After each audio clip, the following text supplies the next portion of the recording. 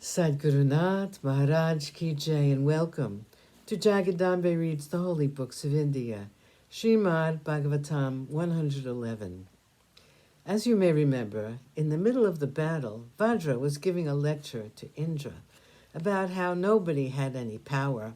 Everybody was like a puppet on a string. Even so, we are all moved by the strings in his hands. The Lord preserves with the help of living beings, and he also destroys with the help of the same living beings.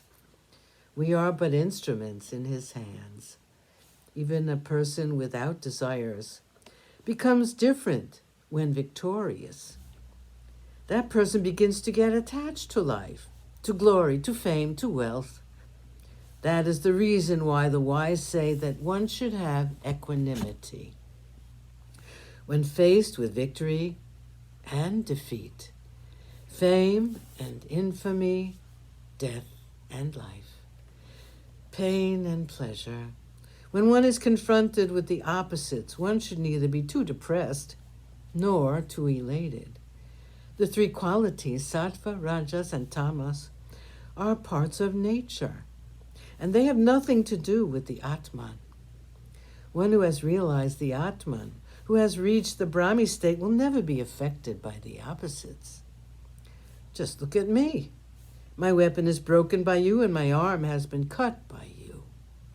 This fight between you and me is like a game, where the stake is the life of either of us, and no one is sure as to who is going to win. It is all just a gamble. Let us leave the results on the laps of the gods, and do our duty to the best of our ability. Come, Indra, let us fight on. Indra was overcome with admiration for this great opponent of his, who was so wise, who was so noble, such a great philosopher. He said, I'm amazed at the greatness that is part of you. Your mind is far above the things of the world. You are a siddha.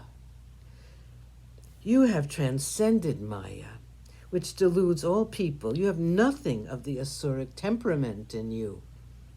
Asura as you are expected to be full of rajoguna. Strangely enough, it is not so at all. You are a pure sattvic, and your mind is lost in the Lord.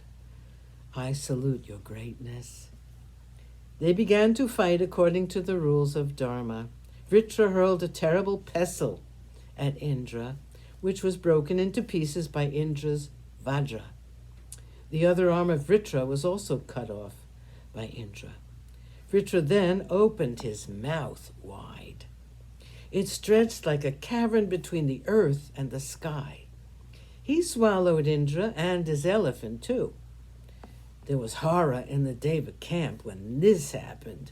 Indra, however, had been protected by the Narayana Kavacha, and he did not die, though he had been swallowed by Vritra. Instead of being killed, Indra with his Vajra cut open the insides of Vritra and emerged unharmed. He then took up his Vajra and cut off the head of Vritra. Even as everyone was looking, Vritra's life came out of his body in the form of a glow and lost itself in the lotus feet of Narayana. 72. Brahmahatya Papa. When Vritra died, the entire world and the heavenly world were without fear, and everybody was happy. Indra was not. Earlier, when Vritra was harassing them, the Devas implored Indra to hurry up and kill him. He was not quite willing. He was afraid of the dread sin Brahmahatya.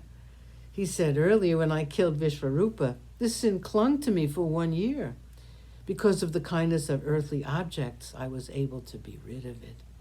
If I kill Vritra, who has been born out of the sacrificial fire, this sin will again hold me under its sway, and who is going to share it with me?